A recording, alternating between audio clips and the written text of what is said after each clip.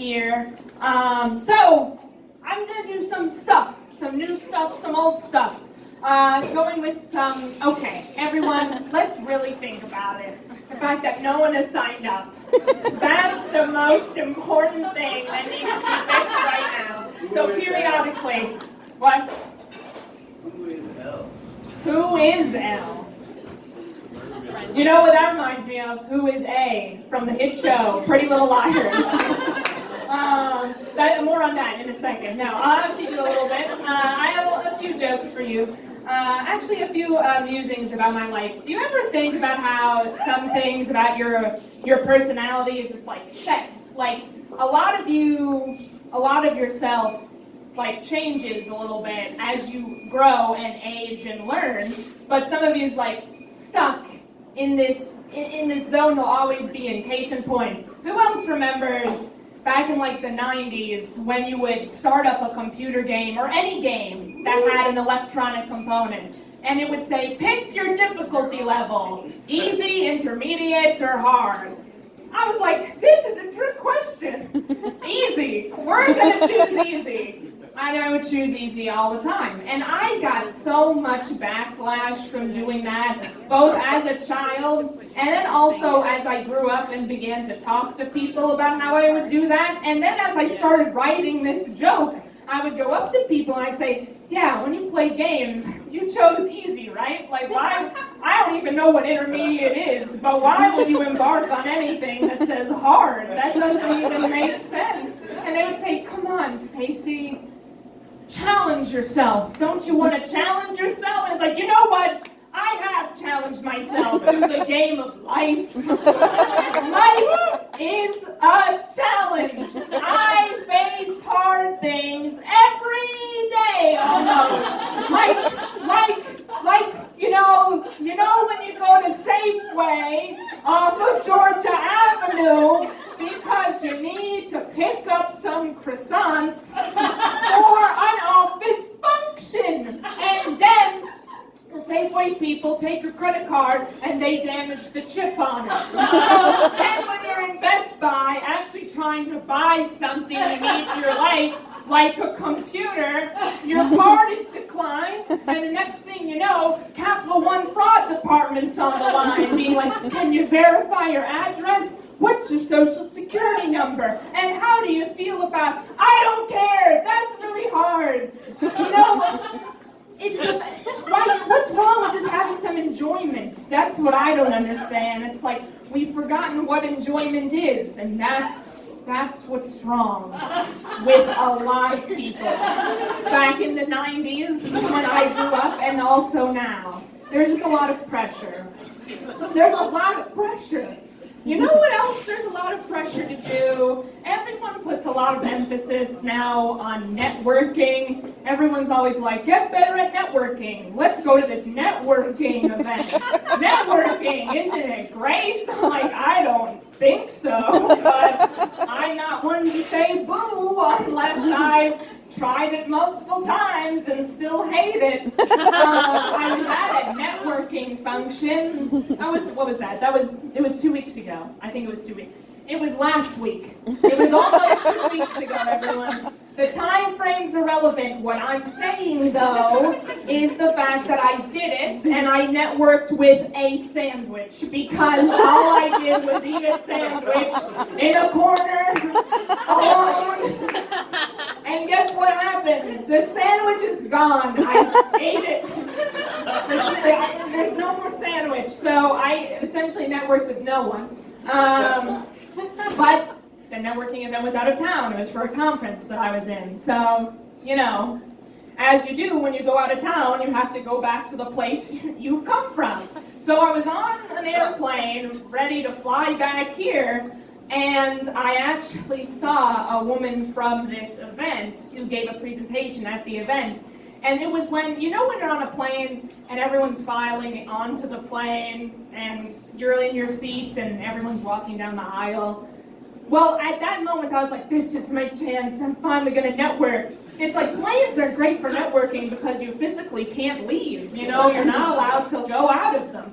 So I was like, okay, I'm gonna do it. So I literally, you know when you're on a plane and you have to get from point A to point B, but it's really hard to do it. So you're like, oh, I'm sorry, excuse me, everyone. I pushed through the crowd and I went up to this woman and I was like, hi, you don't know me, but I know you. Hi, I'm Stacey Axler, and I saw you give that presentation, and it was great. Goodbye. Went back to my seat. So that was enough networking for me.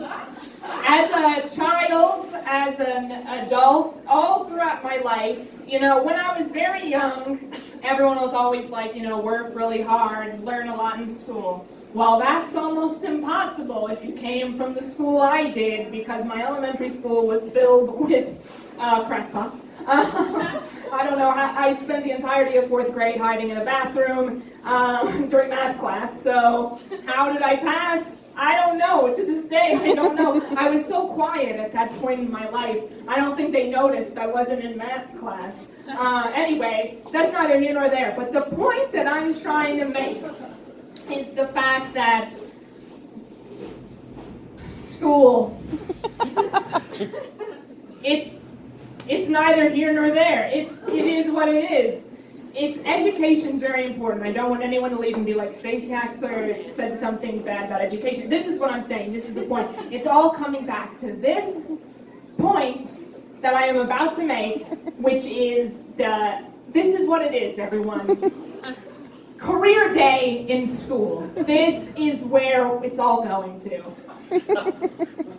Career day, at least when I was growing up, at least one science person would come to school to present about the science or research that they did. And everyone would be like, if you learn a lot in school and you do well, you too could become a scientist. And I'm like, yes, maybe. That obviously didn't happen for me. I do comedy sometimes, but like this is the point. At one, like as I was thinking about it, this may seem like it's not going anywhere, but this is a really good segue though to this point that I have to make, which is for the past few weeks I've been really concerned about something, and this is what it is. Maybe you share this concern. And I Googled this several times. And there's no answer because the scientists haven't found an answer for it. And this is what it is. Can your brain run out of space? Think about it. We have a brain that holds a bunch of information. Can it run out of space? And all scientists are like, probably not, but maybe. We don't know. That's the answer. There's no answer. So one, the scientists don't even know, and two, I'm not a scientist, but I think the answer is yes, like it can. I don't remember a lot of stuff because I think it's so filled up with PEMDAS. Who remembers PEMDAS? Oh yeah, you know what PEMDAS is. How often do you use PEMDAS in a normal day? Do you? You just raised your hand. Do you use PEMDAS?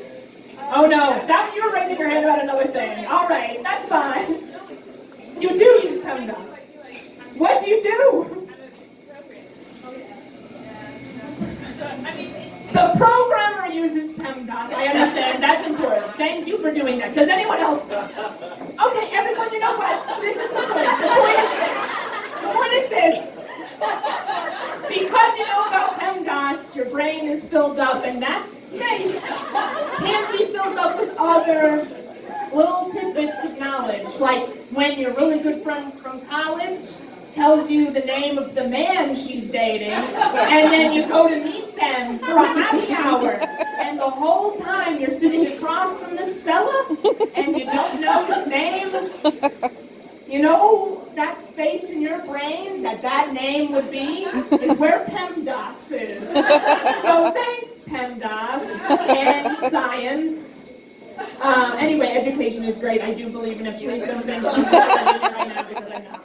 I'm going to end with this other observation, this strange thing that happened the other day. I was in a bar with, not this one, I gestured to this bar, but it wasn't here. I was at another establishment with a friend, and we were getting drinks, and then we were talking, and at one point, so we were sitting at the bar, and we were like side by side, and at one point, like something caught my eye, and I like looked over.